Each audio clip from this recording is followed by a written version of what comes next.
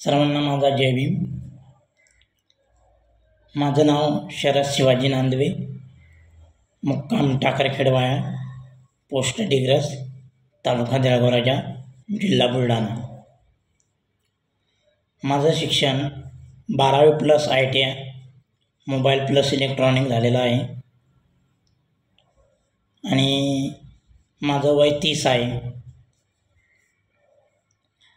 तर व्हिडिओ बनवण्याच्या मागे एकच कारण आहे की गव्हर्नमेंटला एक विनंती करायची आहे। जेव्हा आपलं इलेक्शन जवळ आलं तेव्हाच आपण म्हणजे जनतेला म्हणतो आम्ही तुमच्या पाठीमागं आहे आणि इलेक्शन झालं की जनतेला विचारत सुद्धा नाही। त्यामुळं महाराष्ट्रातील तमाम अपंगांसाठी तुम्ही नुसते आश्वासनं देता परंतु कुठली ॲक्शन घेत नाही। तर अपंगांना जास्तीत जास्त गव्हर्नमेंट जॉबमध्ये घ्यावं, त्यांना नोकऱ्या द्याव्या। कुठली योजना असेल, पिठाची गिरणी म्हणा किंवा झेरॉक्स मशीन म्हणा, हे त्यांना कुठली GST कुठलंही न पाहता फक्त त्याच्याकडे ऑनलाईन प्रमाणपत्र आहे का, खरोखर तो हँडिकॅप आहे का, असं बघूनच त्यांना देण्यात यावं।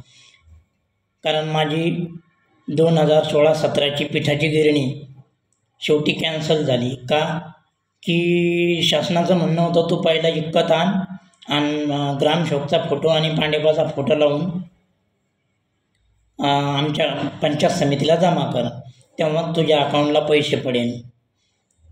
तर मी त्यांना म्हटलो सर मला जर इक्कत आणायची असती तर मी 100% अनुदान अर्जच कशाला केला असता। तर ते गट विकास अधिकारी, पंचायत समिती, जिल्हा परिषदवाले म्हणे आम्हाला काही माहीत नाही, तुला स्वतः इक्कत आणावंच लागेल। शेवटी माझी पिठाची गिरणी कॅन्सल झाली। म्हणून मला भाजपवर इतकी चीड येते की असं वाटतं भाजप सरकार नको आहे। म्हणून भाजप सरकार असो या उद्धव ठाकरे सरकार असो, कोणतंही असो, यांना माझी एक विनंती आहे की तुम्ही अपंगांसोबत का छेडता। तुम्ही लाडकी बहीण योजना आणली, त्यांना 1500 रुपये महिना देता आणि हँडिकॅपला फक्त 1500 रुपये।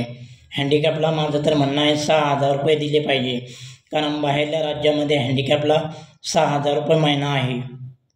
मग आपल्या महाराष्ट्रामध्ये का नाही?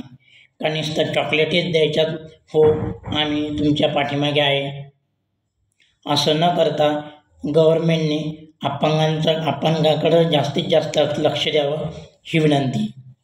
नमस्कार।